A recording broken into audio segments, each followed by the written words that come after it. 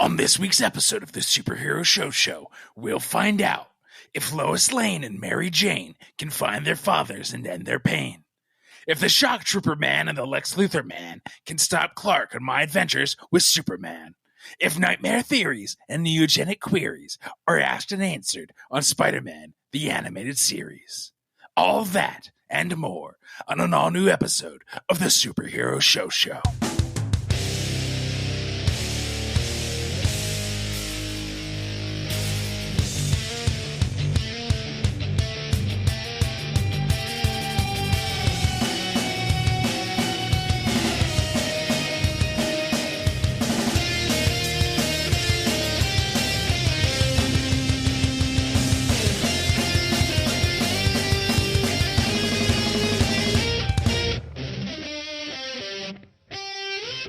Hello, nerds, and welcome to the Superhero Show, the only podcast that covers every live-action TV show based every single TV show based on a comic book that we deem worthy enough to watch. I'm your host for the evening, Mike. With me, as always, is Ryan. Yeah, because I was going to say, Mike, and thank you so much for having me, that we are covering, I think for the 52nd week in a row, no live-action TV. And I was just wondering, when you look at me, do you see me as a cartoon? Am I animated? Can you milk me? Yes, Ryan, I can milk you and your animated titties. This is the first week in a while that it is because we're choosing or not choosing to not cover a live action TV show. Dead Boy Detectives ended, RIP, long live the Dead Boy Detectives. Right now is an all cartoon. But just like our podcast, so much of all of the streaming networks and channels have said cartoons are better, right, y'all? And for the most part, yes. Can we have a meeting real quick, an on-air meeting? Let's pull back the curtain. My favorite. And what's the second part, Ryan? Pull back the curtain. Uh-huh. And let that leg show. Show a little leg. That's right. That's what we do here. And just so everybody knows, in the Pop Filter studio, we do have to have very long tablecloth on all of the tables, because if Mike sees a little bit of table leg, he will get excited and he will try to get that table pregnant. Don't you want a little side table? How do you think they show up? Man, I every time that you have sex with the table, it's just a one night stand, and that's my biggest problem with it. Why don't we give points on this show? It's crazy because what is this, 2024? So like 2022, 2021.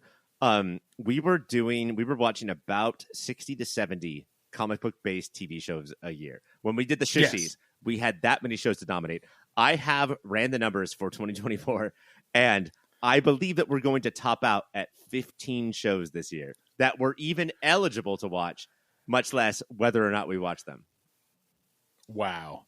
What a different world. And that's when people are like, it's weird that you're watching less when there is less, but just like economics, it takes a bit for stuff to hit us. Those 60 shows 2 years ago broke us now. Right. It took that long for the waves to ripple. And I have no choice but to blame Biden, right? Like it's probably Biden economics.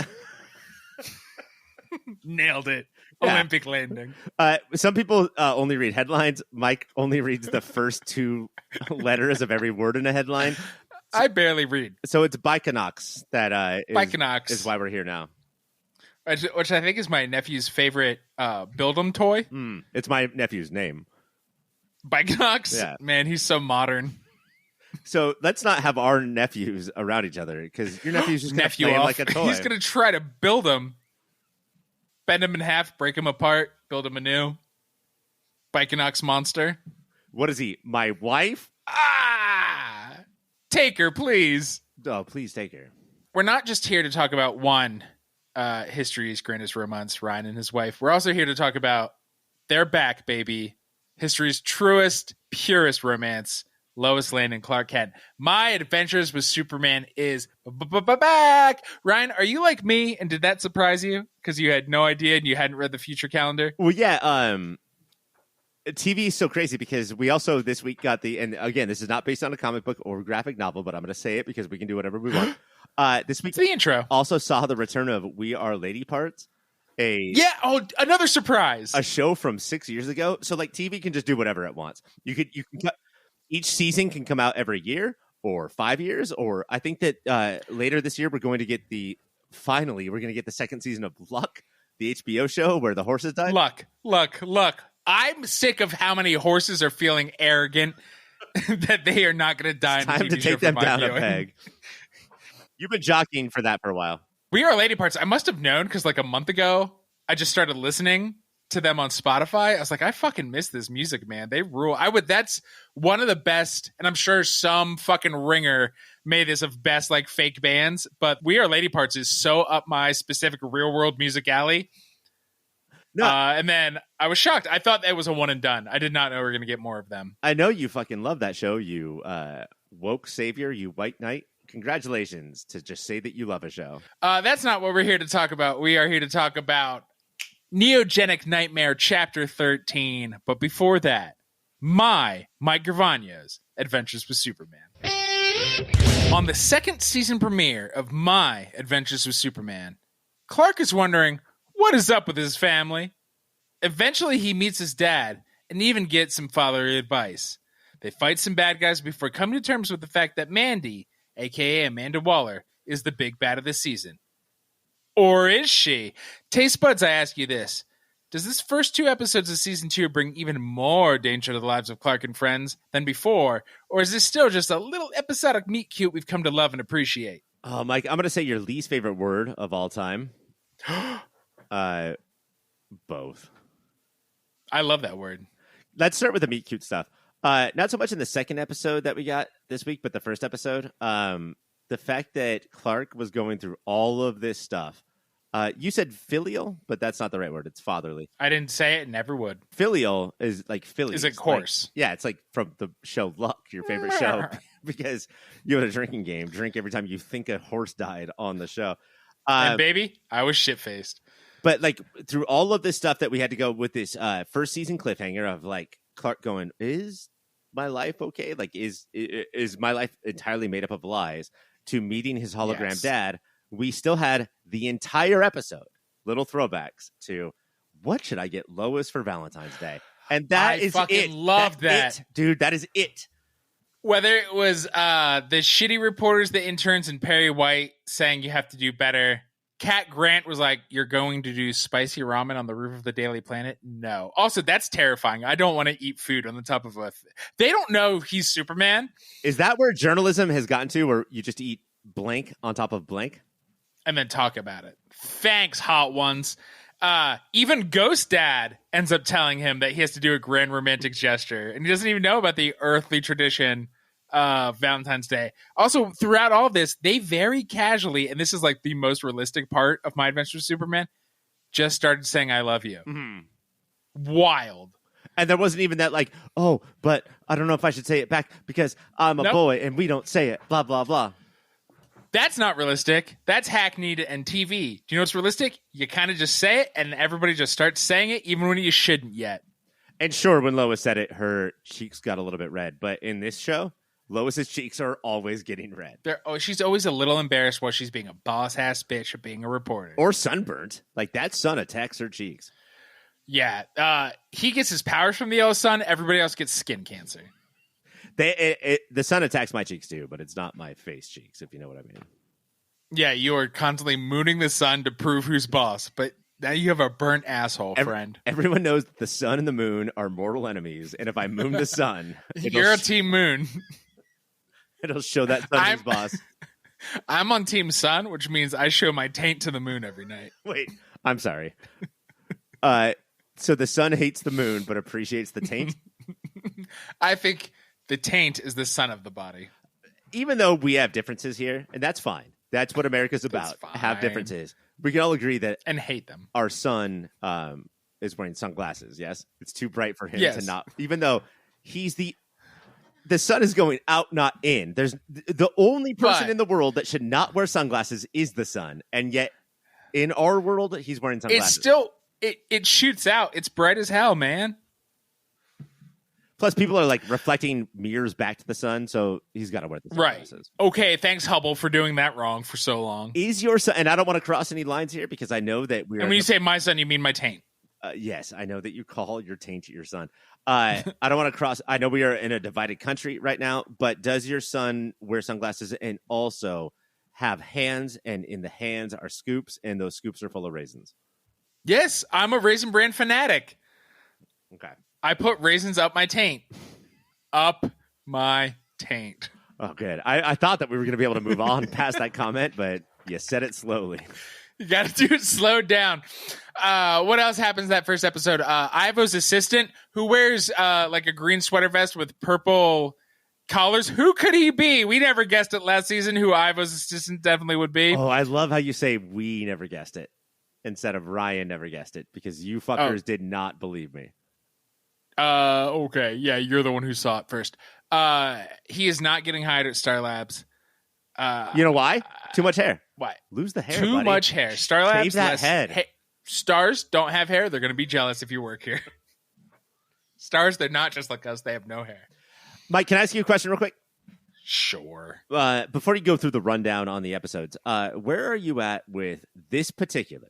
And I'm going to guess that you've gone through 7 or 8 between TV and comic books and movies with this Jimmy Olsen, a firebrand moneymaker. Firebird, sorry.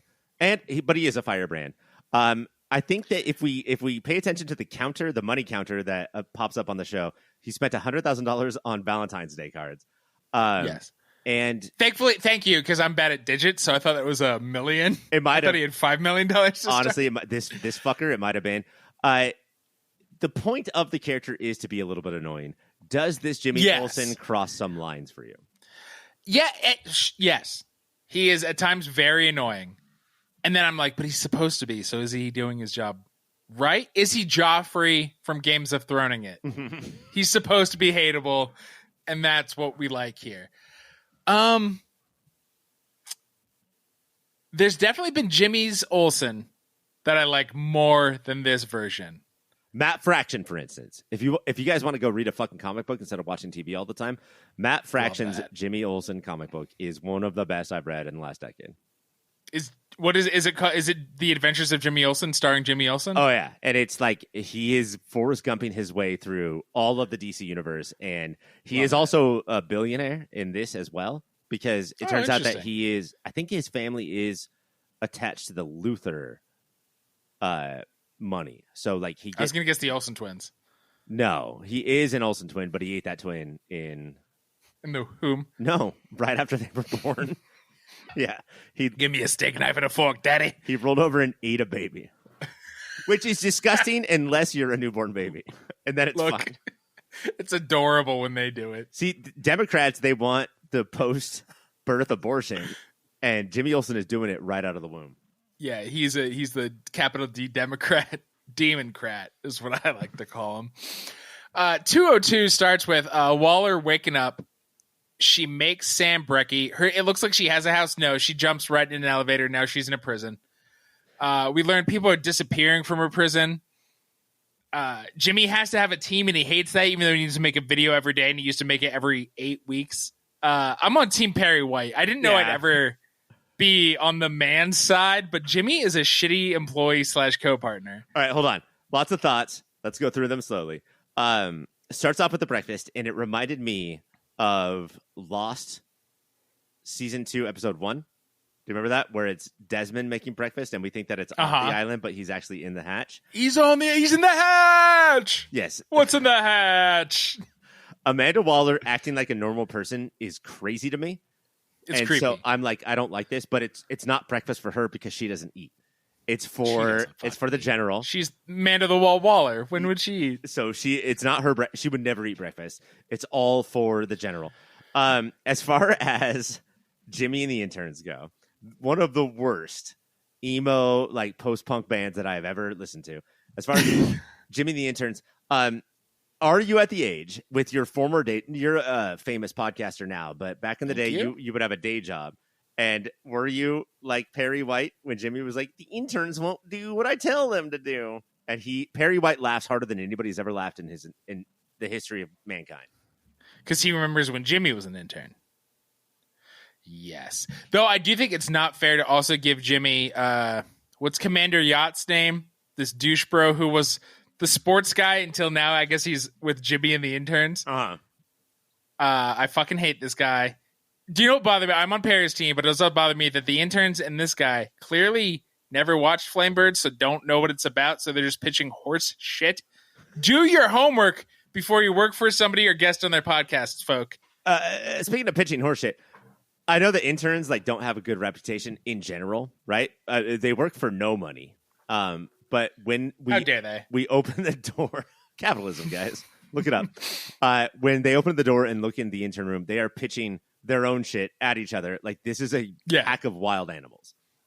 Well, Perry White let Jimmy hire a bunch of 8-year-olds and one former sports reporter. So it's sort of Perry's fault. Because Flip Wilson and her company used to help Superman and friends when they were on the mean streets. They would deliver papers. They'd have their ear to the ground, see what's going on.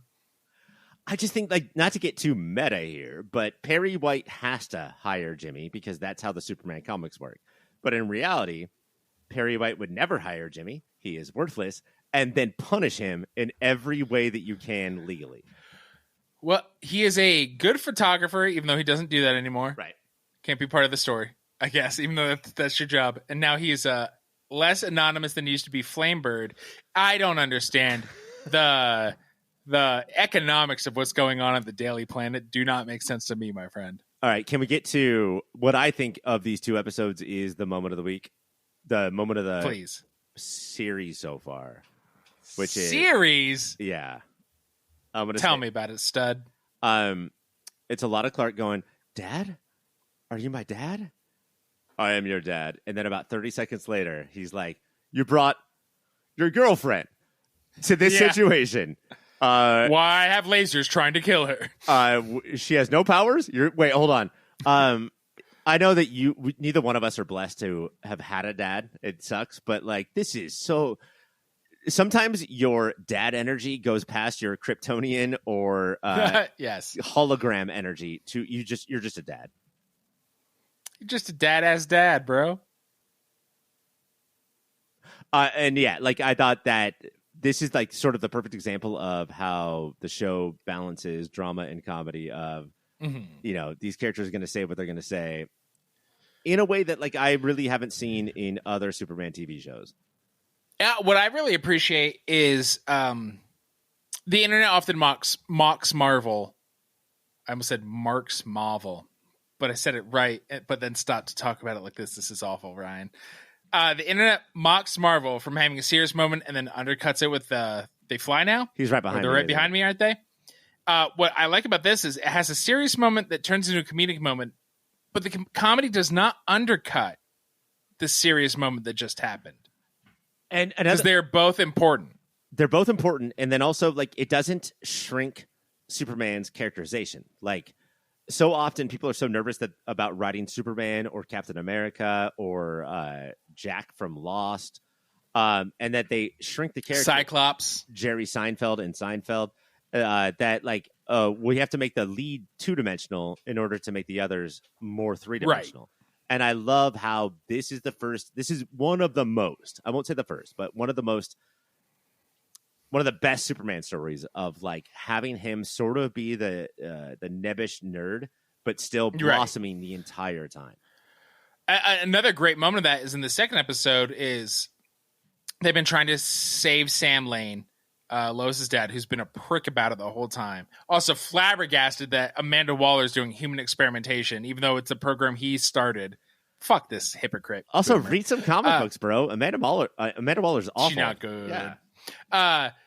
But Lois is, and this reads as true, is even though she knows her dad sucks, when Clark points it out, she freaks out. But his response of, "You're amazing, and he makes you feel small. I can forgive a lot, but I cannot forgive that." It's fuck. Oh, that's a good line as a romantic partner. Stand up and applaud. The internet is so full of hate with this Lois. Really? Because she's a girl, I think. Is it because she's half Asian? Do they hate that as well? Oh my God. Fucking, I hate the Being internet, a woman man. and half Asian? Oof. Don't get a third strike, lady. There's one scene I want to talk to you about in particular. Woke. Where, they figure out the base is at the bottom of a very, very deep elevator shaft. And Lois is just like, I'm going to dance towards it. And he's like, I can see what you're doing. You're going to jump off. And then she jumps off knowing that her boyfriend is Superman. Yeah. Does this make her awful, or is she the fucking coolest ever? Yes. It's difficult because I can see why makes him think she's awful. Because what if there's a time he's not there? Right. She's not going to act differently. Because you're a moron. But she's also smart, and there's nothing else going on. And isn't this titillating and hilarious for her to do that? It's kind of cute, kind of a turn on. Like, and I truly understood both of them in that moment, which is why this is a great show. She drops off and screams, and not like, ha ha ha, Clark, come save me, but like screaming for what the fuck did I just do? And the camera lays on Clark, rolling his eyes, being like, girlfriends, am I right? And then goes and saves her. Goes and saves her. The opposite side, and why she does suck, but in like a very human, I love that she sucks because I don't want anybody to be perfect on this show, and I think everybody makes mistakes, and everybody's good except Jimmy. Jimmy does suck. Is Sam says, I gotta go off the grid. I'm a evil general. And she's like, no, stay with me. No, wait, they'll look for that. Stay with Clark and Jimmy. Horse shit. You cannot just say, hey, fugitive father, stay with my boyfriend and his roommate without talking to them. And she's acting like Clark's the asshole for being up in arms about it. Man. I hear where you're coming from. And that is just the pluckiness of Lois Lane. Yes? Just I just say whatever comes to my mind. But you have to think about, Mike, in a different way, that the first episode of the season had the Valentine. What am I going to get Lois for Valentine's Day? And that was adorable. And that's what made this show. The second episode doesn't have a lot of that until the last scene where Lois says, oh, are we also a sitcom? Let me put General Lane into the house of Jimmy and Clark. I'm not such a modern audience that I'm like, and the show should never have done that because everything should be fine and the show should be boring because everybody's happy. But that's can make me show. Frustrated with her that sucks. No. I totally get it. Lois, you are you're being too forward, and that's sort of your thing, but there's a line. Also, we need some fucking hilarious plot lines of Clark and Jimmy asking General Lane to please put on pants and or underwear when you're cooking breakfast so your wiener's not flying around the kitchen all day. You're cooking the wrong sausage, brother. I will Venmo you $100 if one character just says to General Lane this season, you're cooking the wrong sausage, brother, as if they're doing a Hulk Hogan invitation. Is that what you were doing? I'm doing a Hulk Hogan invitation because I misheard you. So I'm also inviting them to my birthday. Ryan, what is your moment of the week? Oh, man, I have so many. One, do people in this world have tops of glasses? Like, they're usually glasses frames go all the way around, but watch this show next week. Nobody has the tops of glasses. There's Jimmy and Lois go in the first episode at the end to see that they think they found Superman and rocks are floating in the air. And they touch rocks, and like I don't even understand. I don't think that they understand the gravity of that situation. And then, of course, my moment of the week has to be Superman and his father flying down the hall, and him just shitting on him the entire time. That's why I'm glad I don't have a father. I never have to deal with that shit. Because dads will shit on you as you're going to save the day. Mine is it's such a little moment, but I do think it like encapsulates so many reasons why I like this show. Is a bunch of the guards, the faceless guards, have their weapons aimed at Sam and all the human experimentation prisoners. And Soup shows up and just steals their weapons. And one of the guards is just like, damn it, Superman. Like just under his breath, like he's so like he knows he can't do anything. He's so defeated. I was like, that's fucking funny. But like that's the perfect example of like what it would be like to live in a world with Superman is that like it's often scary if you're a criminal, but there's those little moments of like, fuck. Come on, man. I also want to give a shout out, and I don't know if this is from the last season or if this is new for this season, but the robots that attack the Fortress of Solitude or wherever they are, how their arms, the bottom half of their arms and the bottom half of their legs don't attach to the top part of their arms and their legs. It was very, so they just kind of float. Yeah, it was looking cool. Very Sega Genesis Vector Man. I thought it was a really cool design. Good pull.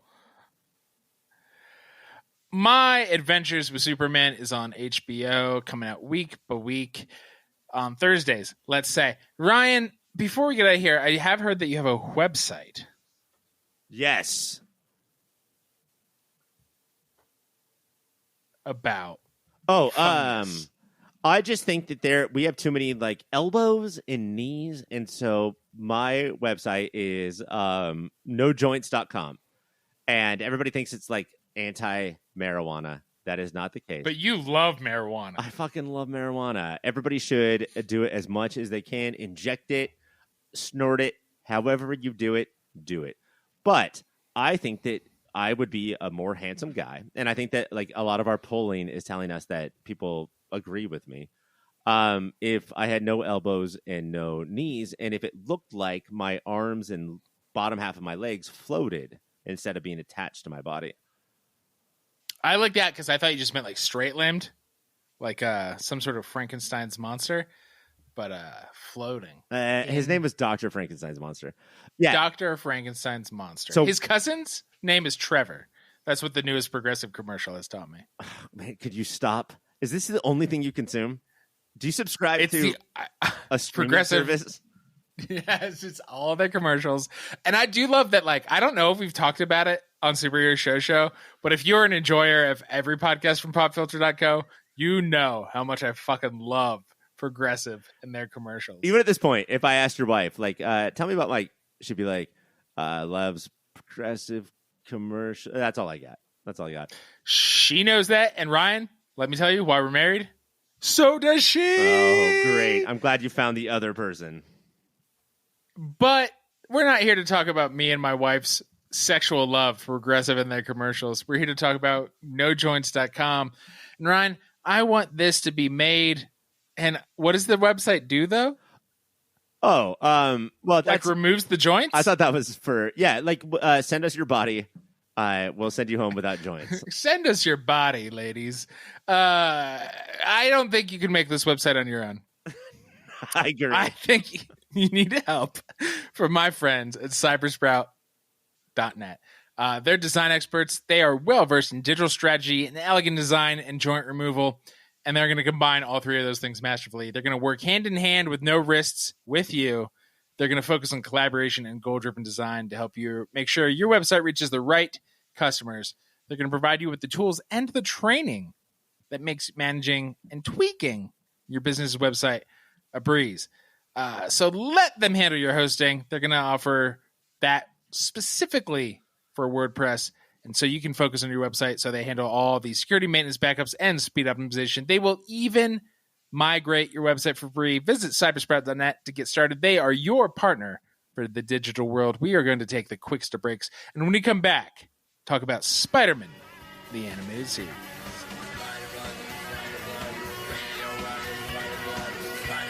Welcome to S-Tasmania, bitch! A mini show within a show where we dive into the seminal and underrated after-school cartoon of the mid-90s, Spider-Man, the animated series. When we open on Neogenic Nightmare, Chapter 14, The Final Nightmare, the season finale of Season 2 of Spider-Man, the animated series, Vulture is loving Spider-Man's power and youth to the point that he is dropping him down industrial chimneys, picking him up again and saying, no, you thought I'd let you die? I'm going to need you again and again and again. Did they do something to the Vulture voice actor? Did they fire the old one and bring in somebody from Broadway? This person is in on this Vulture character, and he is like more than any voice actor I've ever seen. It is annoying. Like, not all villains should be hashtag not all villains. That is the Joker and Batman or Hobgoblin on Spider-Man. I don't know the connection there, but those are the villains who he. We don't need more he-ing villains.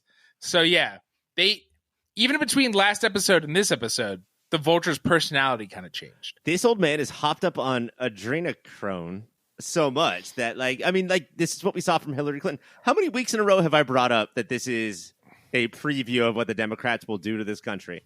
Not but 20 years later. You love to call them Democrats. And look, Mike. Do you want to talk about how Magneto is Trump again? Trump Jesus X. Christ. I'll wake up in the middle of the night, be furious at you for saying that stupid fucking shit. There's an explosion for some reason, and because he is old now, old Peter hides, and then he falls so hard into a dumpster, and then bounces out of the dumpster, but Vulture's like, oh no, I lost him. It's a dumpster that is labeled the General's cooked with the skin on it chicken breast. I don't know what restaurant that's a parody of. But this bitch is old, and again, we are continuing our Ari Aster old people are fucking worthless theme. I did not love seeing animated naked Peter Parker just to show how old people are scary. God, come on, Ari. What? How come?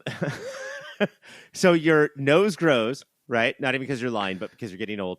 And I love when we see naked Peter Parker, how much the balls grow, sink, but the wiener shrinks up. Do your balls hang low? Can you tie them in a bow? Can you throw them over your shoulder like a continental shoulder? Peter, do your balls hang low? And Peter is let's just be honest, a continental soldier in this episode. He is. He loves a breakfast that's a banana and yogurt. I don't know what you motherfuckers expected when you saw free breakfast, but what you will get is the cornflakes that somebody left on a table, and they will be flicked at you, and they will be thrown at your eyes. He looks in the mirror as an old man, and he reacts more nauseated than when he was a fucking spider person. Yeah, I would prefer to be a man spider. We cut to Scorpion shows up, and I don't know if we've seen this guy in season 2. No, which is why this show rules. Yeah, and he's in your classic Ninja Turtle or the Thing disguise, which is long trench coat, big fedora, matching each other perfectly, barely hiding how grotesque you are. I feel like, and I'm not a detective or a superhero, but if I saw a Scorpion in a trench coat, I'd be like, oh, that's Scorpion.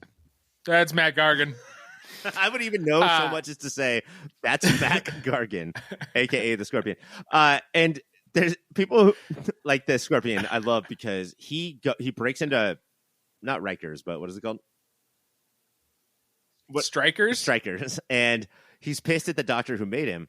But buddy, take your costume off. He's like, you did this to me, and then just whips motherfuckers with his tail. You're doing that to you, Matt Gargan. Yeah. You're doing that to you. Because, the angrier he gets, the more green his mouth gets. But when we meet him, he's like, Neogenics is a second chance. Matt Gargan would never know about Neogenics. He steals the newspaper, and when the newspaperman calls him out, he destroys the whole newspaper shack. Fuck your Hudson News, brother. This is why we don't have newsstands anymore. I don't know where to get my local newspapers because Matt Gargan's going around saying, fuck your local news. Killing them all. Spidey is now swinging through the city, and he's in pain and misses like one of his own webs and falls into a separate dumpster. Because he's old. And he's like, even my voice is old. And that's when I realized his thoughts and his voice are separate voice actors. And I was like, okay, cartoon, pretty sophisticated. Did you notice how he was walking past all of the TV stores in the neighborhood? And they were all playing like normal news. But then when one TV store had all of their TVs in their front window on Fox News, he stopped and watched it. I did not. Because he's old. That.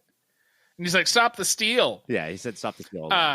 He tries to stop the steal. 2 muggers are going after a woman. And just the fear of Spider-Man makes them run and hit the person back. And they're like, we were joking. We were just joking. Just the mask, just the emblem. But Mike, I'm going to be honest here and say that this was the second grossest time I thought that he was going to fuck an old lady in this episode. Another was his aunt. We had the same feeling. I was going to save that for later, but yeah. That's a tease. Because she's like, I guess we old folks have to stick together.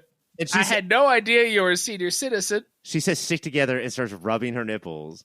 And a third hand comes out. Well, they're sticking together. You need to put lotion on that old lady. Yeah, come on, old lady. Get your shit together. And then he's walking, or no, he grabs, even though the Scorpion wasn't there, he picks up a trench coat out of nowhere, a la the Scorpion was wearing, covers most of his costume. And then a bus pulls over and he's just like, these streets ain't safe for you, old fella. Get in here. It's okay if you forgot your senior citizen pass. He walked everywhere he walks. And this is great animation. He walked. Much like how he has two different voices, his head voice and his mouth voice, which I also have as well. My head voice is not racist, but the way that he walks everywhere is like when you've been on the toilet for 20 minutes too long and then you get up and that's how he fucking your legs are asleep.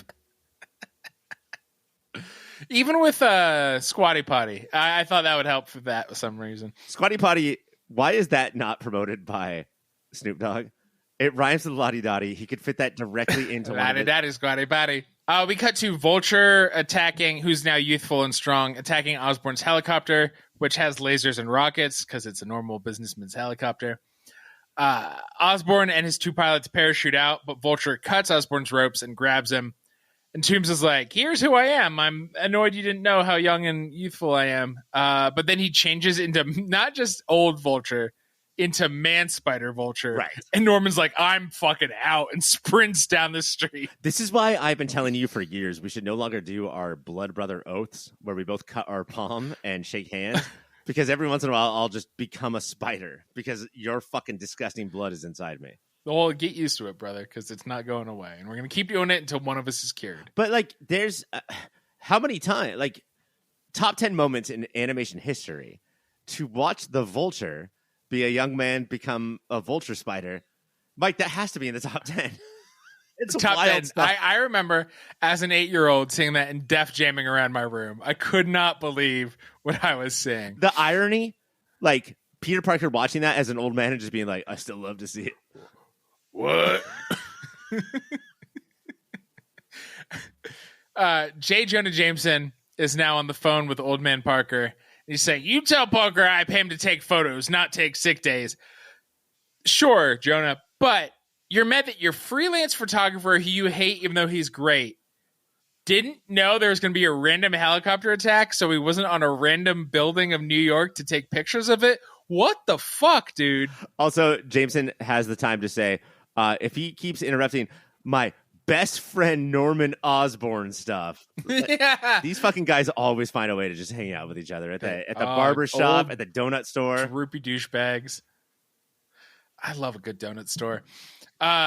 We cut to Dr. Stillwell, which I did not remember. Stillwell, baby. The only name I remember that from is League of Their Stillwell Own. Angel? Stillwell Angel. Now he's grown up. He's an evil doctor. He's trying to run out of his loony bin. Well, hold on. Worried that Scorpion's going to get him. As a child in World War II, watching his mother play baseball, the coach of the baseball team threw a baseball glove directly at his head. I think that turns you into a villain, no? That's going to do it. That's going to get you into Neogenesis. He's running out of the loony bin, worried about Scorpion. And they're like, you Looney Tune, we're strapping you up. But then Gargan does break in and says, you have to turn me back. Because I do think, I don't know if the show should have done a better reminder of 8-year-olds or let's say mid 30-year-olds aging us down. To remind us that Scorpion is now stuck in his costume. Right, he's stuck. It's been so long that it's like, what are you talking about, Matt? There was costume glue included inside of the costume, and that's why he wants out. Although I feel like that Matt Gargan's just like whole persona, the way that he is as a person, sort of belongs in the Scorpion costume. Like, I don't think it's that much of a shift for him. Do you like, and we're transitioning, do you like Matt Gargan as Scorpion or as new, even creepier Venom in the comics? I'm always going to say Scorpion because the whole Venom thing has gotten out of control. Like, I've seen everybody's a Venom. I've seen Venom even become dinosaur Venom. Yeah, like shut up. Venom. Is that anything? Yeah, I'll forward that to Cassie. Young Toombs shows up at Doc Connor's lab as a human again, and I was like, did I miss a scene? But no, he's like sort of half transitioning. He's like, help me. And Connor's in an insane level of science says, the only way to cure you is to transfer your mutated DNA back to Spider-Man. Because that's the only human body that can handle the science. What if you just suck it out? of movie of the year. Then this is crazy. This truly felt like two little kids playing with action figures, because then Scorpion kicks the door open with Sitwell wrapped in his tail. Instead of addressing Scorpion and what's happening, Connor says, "Sitwell, what are you doing here?" And he says, "I was kidnapped, you fucking armless idiot." When somebody comes busting the room, right, and they have a mask on and they have a gun to your wife's head, just be like, "Wife, honey, what's going on? What are you cheating on me?" God, I asked you not to do this anymore. Scorpion and Vulture start to fight. Connor starts to lizard out, but not really. And then a ceiling starts to fall down, and Scorpion saves him. And you're like, "Oh my God, does Mac Gargan have a heroic instinct in him?" He does not, because his name is Mac Gargan. Yeah, no good person has ever been named Mac. His first or last Gargan name together is one Irish last name. Like, that's not McGargan. No. Solve this crime. Here's my badge. Here's my gun. I throw it at you. Wait, can we rewind fighting a little bit? Sure. Because we missed a couple of very important scenes, I think. Please tell me about him, Stud. I mean, there's old man Peter wanting to fuck Aunt May. That's true. I might have been too shocked to take notes on that part. Aunt May sees... They were both so nice to each other. They both were like, Aunt May sees this old man wandering around her neighborhood and says, "Oh, come in for some tea." And there's a moment there, like Back to the Future, Marty McFly and his mom, where yes. I really think that he's going to put the P in the V. And even though both both stories make us think, "Oh, isn't this woman gross?" No, the man is gross because the man has the knowledge, and the man in both stories thought about it. He certainly thought about it. Aunt May eventually sends him off with, and this is amazing, a sweatshirt that matches the exact same color of the shirt that he is wearing. Fuck. What the fuck? That was the creepiest thing I've ever seen. Why did it do that? Does Peter Parker have so many sweatshirts that Aunt May saw the color of his t-shirt and said, "I've got just the thing for you, an exact colored sweatshirt." But rude. I think rude. He's not like Perfect Tommy doing a cool fashion thing of his jacket and his shirt of the exact same pattern. Do you mean Perfect Tommy from Buckaroo Banzai? Yes. But again, I'm assuming listeners of Superhero Show have listened to Movie of the Year. There's another part where an old man Peter is walking around this neighborhood. He knocks on Mary Jane's door and then sees her and realizes that he is old and she is young and runs away. And then, but what she says is, "Are you my father? Don't leave me again." And then MJ says, "Are you my father? Don't leave me again. Are you fucking kidding me? You broken-hearted, sad-ass lady." We had not skipped those. Those are what Spider-Man is up to while all this is happening. I know they are important. Scorpion destroys some files, and Vulture's like, "Wait, can you get Spider-Man? I need that guy back." And you seem like a big dumb idiot. So Spider-Man shows up after he's gotten the sweatshirt that matches his t-shirt as an old man still. And he blames Connors. He's like, "I fucking can't believe you, Doc Connors. I can't believe you let yourself get high. I think you're helping them. Fuck you." And Vulture and then they capture Old Man Parker, right? Old Man Spidey. And Vulture is annoyed that Connors is taking a while to fix this experimental talons to reverse them to now they suck or they pump energy instead of sucking energy. It's Mike, it's a neogenic nightmare. It's quite a bit of a neogenic nightmare. And so now he's Old Man Vulture Spider. And Spider-Man has his youth and power back. And this is like, for people who do not watch this episode, this is as if Gilligan got hit on the head with a coconut for a second time. And yes, that's, if you didn't watch this episode because it came out before you were born, the Gilligan reference will definitely help you out to understand everything. But like, they can save Scorpion, but now they're like, let that guy die. But like, I don't know, you do have all the technology to save that cat. Hey, but then Mike, Stillwell. Let me ask you this: go on a little boat ride with the Scorpion and make him promise not to sting you. What do you think is going to happen? That he is going to sting my frog ass so hard. He's going to sting your little frog ass. My little frog butt right in the butt. Stillwell was like, "I got to self-destruct the Recombinator so nobody can ever make a new Scorpion again." Stillwell, Angel, you're the only one who's made a Scorpion. You're the problem. It's you. I know. It's not Connors. But when people see that computer and they want to type in equations, they're going to go type in equations. And he just types so many equations in there. Typed in that self-destruct 2 equation. + 2 = 4. 8 + 8. Yeah, that's it. Connors is pissed, so he lizards out. Scorpion shooting acid everywhere. Stillwell is trying to be like, wait, guys, I did not put a big enough timer on that self-destruct. We all got to get out of here. Look, then that is on me. That's on me. I should have done that. My mistake. Also, Stillwell sees Connors become lizard, and he's like, what the fuck? Stillwell, look around at what is going. This is what surprises Look around how lucky you are to be alive right now.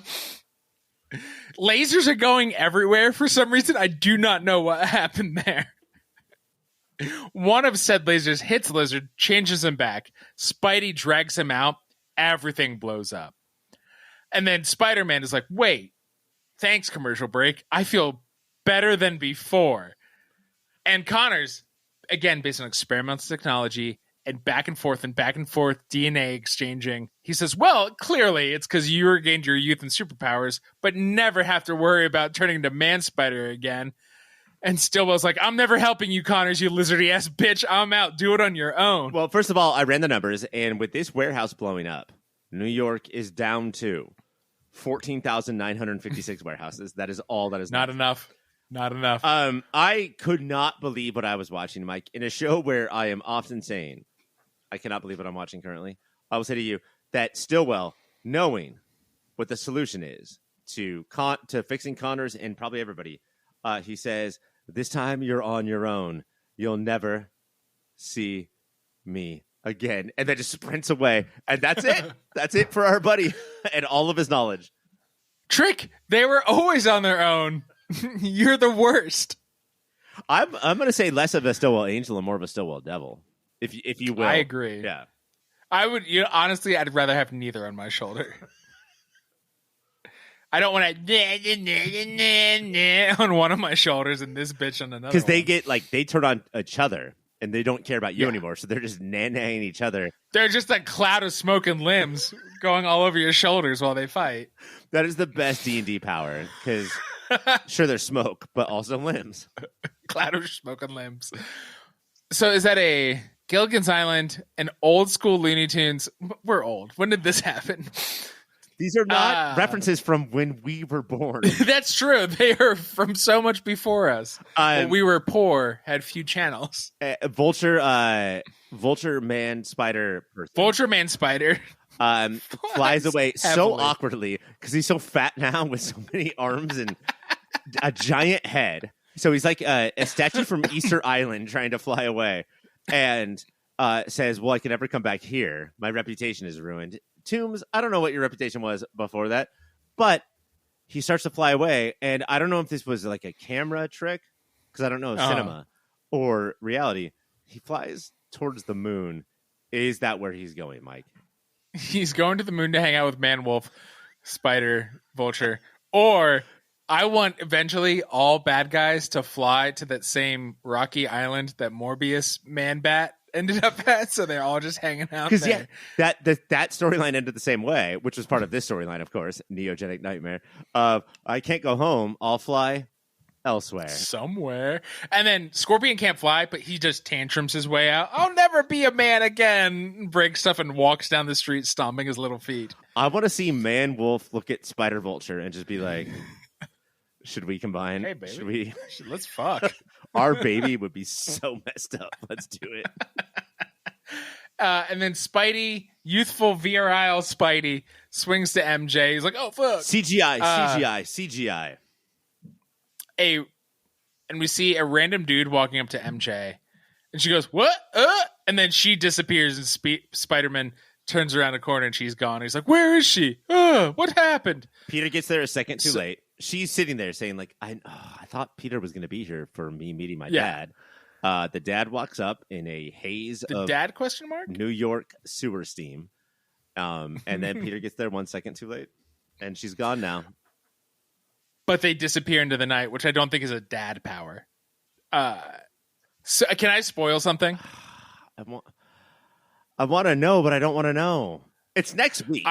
We don't have to wait. No. It's not for next week. I'm 99% sure that the way this ends, the series finale ends of Mary Jane mysteriously disappearing. They go back to the well, but it does not save them. If I was anybody who loved Mary Jane, I would put a helmet and like shin pads on her and send her to the moon. Like, you cannot live on this planet anymore. You're just too easy to kidnap. Take your dumb Shakespeare dress and get out of here. Okay, but do you know who that dad was? No. Do you have a guess? Mastermind? Mastermind. No, that's an X-Men. Yeah, I was going to say somebody with the same letter who does things. Mysterio. I think it's Mysterio. He's back? I have not. Oh, has it already been here? Yeah, we've seen him in season 1. Okay, then I think it's Pre-Neogenic Nightmare. I think it's Cardiac. One of everybody's favorite Spider-Man villains. I think it's Pop Paste Pete. What's his name? He's the Trapster now, Mike. A much cooler name. Paste Pop Pete became the Trapster? Yes. Does he have a trapper keeper? My name is Pete. I have this pot. It's full of paste. Should I just be Paste Pop Pete? Guys, let's spitball real quick. Should I just be Paste Pop Pete? It's better than the Wizard. You know what I can't stop doing? Whizzing? My name will tell you. Ryan, let's get to awards. What is your web zinger? Oh, man. And, like, honestly, ultimately, my awards go to what an incredible season. Neogenic Nightmare. Yeah. Absolutely incredible. Hats off to you. But my zinger has to be, if you were to say one line that made me laugh the hardest, it's, "Are you my father? Don't leave me again." What the fuck? And I know Peter didn't do that on purpose to make. She says that to a random. He didn't leave when she was like 2, right? Like, she has some memory of him, but she like just any old man. I don't know. This is how OnlyFans got started, man. I feel like that you should say to your dad the first time he leaves, "Don't leave me," period. But "Don't leave me again." What a heartbreaking moment for this young girl. Anytime I say goodbye to my parents from now on, I'm going to say that just to fuck them up. That is a good one. What is your Kung Fu grip? You don't have a zinger? Oh, 18 points for you.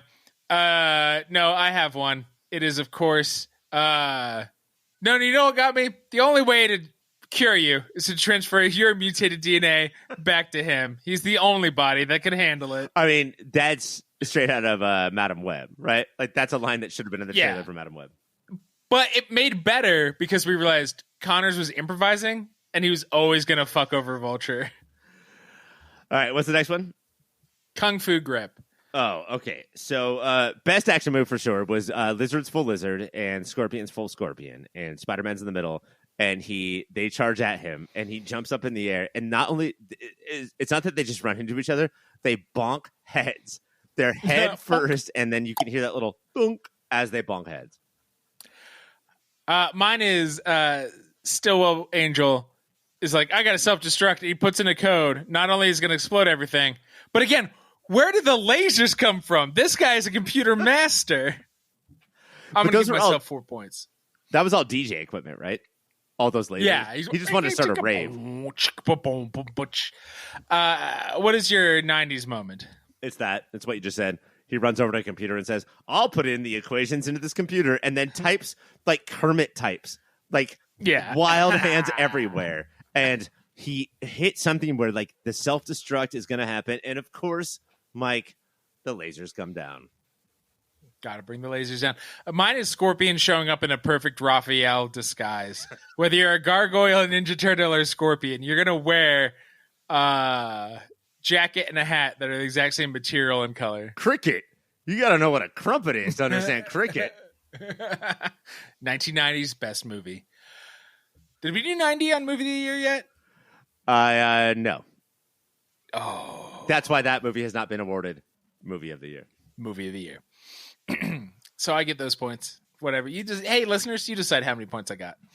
And New York City is a character? Is that what this one's called? This is the best award in New York. You know, New York City. Mike, this is the Pace Picante presents New York City Award. Finally, we get a sponsor. If you're not going to give credence to the amount of points that we're Clearwater receiving, Revival, you're going to ruin the entire segment. So congratulations, Mike. You got 4 points, and I'm proud of you because points mean a lot to me. Points mean a lot. But New York, obviously, a piece of shit place full of piece of shit people. If you're gonna fall, you're gonna land in a fucking dumpster. That's a fact. That's a fact. Dumpster. Mine is this might be 90s mixed with New York City, but as a bus driver being like, hey, you're old man, get on this bus. You are too old to be walking around this street. Also, I love how here's what's New York as fuck, and here's why you deserve, I'm going to say 7 points maybe, is anytime a New Yorker is trying to do something nice, it's also a roast. Hey, you old piece of shit, you're old as fuck, you're going to die, look, get on my bus. I'll be nice to you, but I'm allowed to insult you while I do it.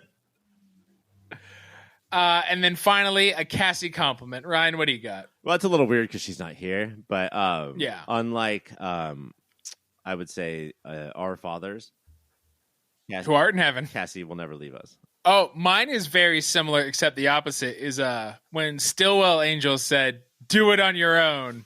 I heard Cassie, and that's how I realized she would not be here this week. Do you think that the last time we ever see Cassie, she'll say, this time you're on your own. You'll never see me again, and then sprint as fast as she can. I hope so. Even though she has all the answers to how to do a good podcast in her head.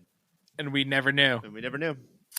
That is not only the end of Spider-Man Neogenic Nightmare. We will be back next week with Spider-Man, the Animated Series Season 3. And I'm sure we'll have another full storyline that barely holds together. That is our show. Ryan, before we get out of here, what website should people check out? Oh, my God. Please, guys, go to popfilter.co, where you can get all of the information about us. If you were like, what state did Mike, was he born in, and what state was he conceived in? Let me tell you, he was conceived in a state of anarchy and chaos. Oh, you got my ass. Popfilter.co. Or my parents' ass? I don't know who you got. No, I was insulting your parents. I would never insult you. You're a product of your environment, and we can't blame you for your awfulness. You can't. I am what I am because I was born in Philly. Did you already say /Amazon? Oh, and then popfilter.co/Amazon. Make that your new Amazon bookmark, and that is how you should buy all your Amazon stuff. I mean, ultimately, don't buy stuff on Amazon, but if you have to, because they have the best, like baby formula or something that you really need, popfilter.co/Amazon. Oh, I need it in an hour, and I can't leave my house. Okay, liar. Wow. Okay. Amazon's just not a river in Egypt, folks. It's denial over here. You can also check out Movie of the Year. This week, we kind of give you hints what we've been covering, though I guess you'll hear it in a few weeks. We're in the middle of 1984. Last week, we had the pleasure of hosting the co-hosts of Beyond the OC, Melinda Clark and C.G. Merrick. And next Absolute week, delights. coming up, they were. And the movie, I'd say, holds up, has a bad reputation in the pantheon of Indiana Jones movies. I would say that Mike thinks it's better than the movie Paris, Texas, for instance. That's crazy. And people won't know what that means for another month. But what's coming out this week on Movie of the Year? Do you remember? I believe it's The Adventures of Buckaroo Banzai Across the Eighth Dimension. I don't remember if I said this on the show, but horseshit. He's in the Eighth Dimension for 2 seconds. To call it Across Eighth Dimension is a lie. Okay, so the 19th and 20th words of that title of the movie are a lie. Sorry, folks. It's a bit much. It should have said across ... If you want to know about other shows that we don't cover, we covered all comic book shows that came out this week because they're actually good. But you should go over to check out our friends at TV Podcast Industries. They're going to be covering Shogun. They're going to be covering The Acolyte. And those are the ones currently around these parts. I would love if we covered Shogun. I would hate if we covered The Acolyte. So either way. That makes so much sense to me. Either way, go listen to them. Just go listen to them. And then maybe we'll record our phone calls when we definitely talk about both of those shows, no matter what. Hit us up on Instagram at YourPopFilter, contact at popfilter.co via email. Next week, oh boy, do we have a doozy. And no, I'm not just trying to find the right tab. One of our favorite shows here at the Superhero Show is back. Season 3. It's a big man and it's a sweet tooth, starring in Netflix's Sweet Tooth Season 3. You know, Mike, I have a sweet tooth, but I don't eat candy. I just talk to you, and your sweetness covers it all. Thank you. For random for my enough said.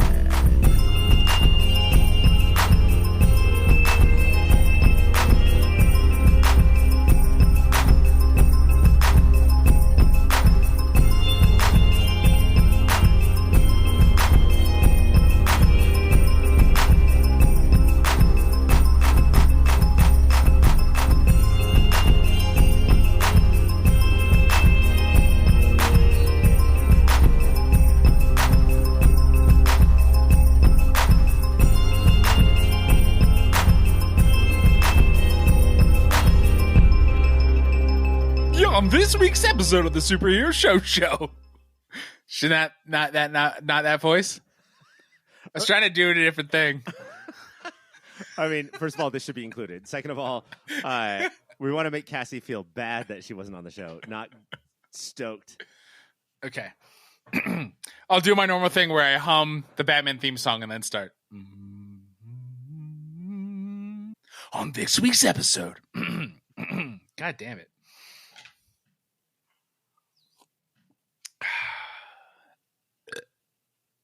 This is all included.